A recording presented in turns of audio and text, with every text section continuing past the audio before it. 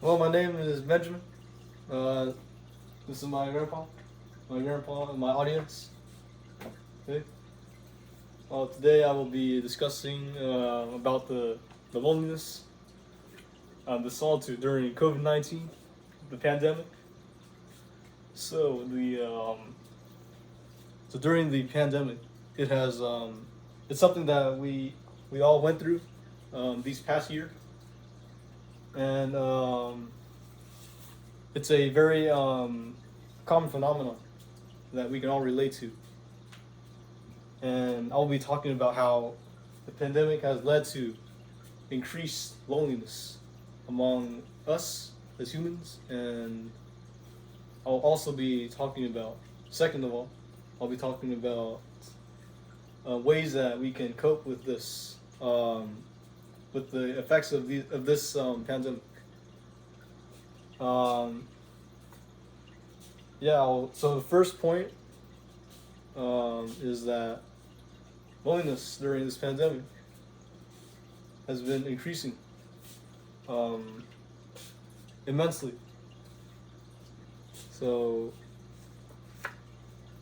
this pandemic, a magazine article from EBSCO Online Informational, um, the database, but by health correspondent Jamie, it talks about the how the restrictions these restrictions they've caused a lot of people to feel isolated, and it didn't feel really they felt like they were unwanted, basically. So a lot of people who a lot of people were interviewed who experienced this pandemic. They were people of all backgrounds, typical people to just every type of person, society. Um, they talked about being like they lost their jobs. They couldn't go out to places they always went to. They couldn't visit their friends or family easily.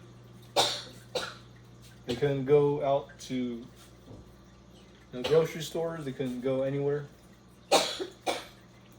and that resulted in how families and everybody was like just torn apart. So now the subpoint B would be that I'll be talking about how Colleen Hash from Harvard University in 2021, the website, talked about how there was a high increase in the pandemic.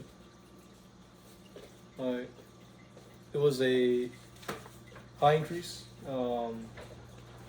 Like teens, especially like young people, they were affected greatly. Like up to 63% were reported to feel more isolated due to this pandemic. But also the older people as well, who were already lonely before. They felt more increasingly lonely because of this pandemic.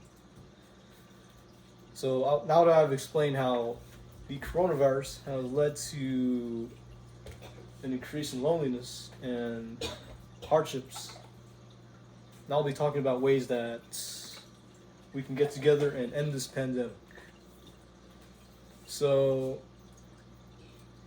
there are ways that we can contribute, and one is from Utah State University by professors in 2020, Melanie Jukes and Professor Gabriela Mirza. Talked about how it was important to not only take care of yourself, but to also like reach out to others, and just make sure that you know who to talk to, and when you're having issues. And you must also take care of your physical health, not only your like your mental health, because you gotta like um, you have to feel you have to feel hope in order to defeat this virus. And third is that we can also like follow the basic safety guidelines. Like we can wear a mask or try to get a vaccine. You know, and then fourth is that we could also be um, sleeping well. You got to get sleep, and yeah, you just got to take care of yourself.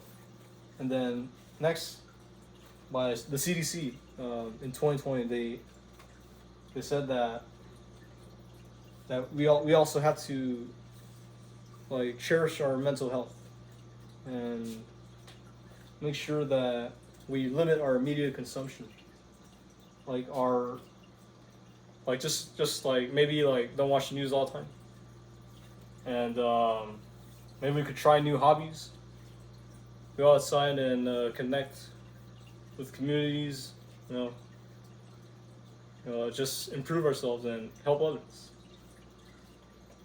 So now that I have talked about everything, I will conclude this speech. So solitude has increased during the pandemic. Talked about how it was detrimental, and how it is how we can each contribute to end this virus. So I hope that this speech helped, and we can eventually go back to normalcy somewhat. Okay.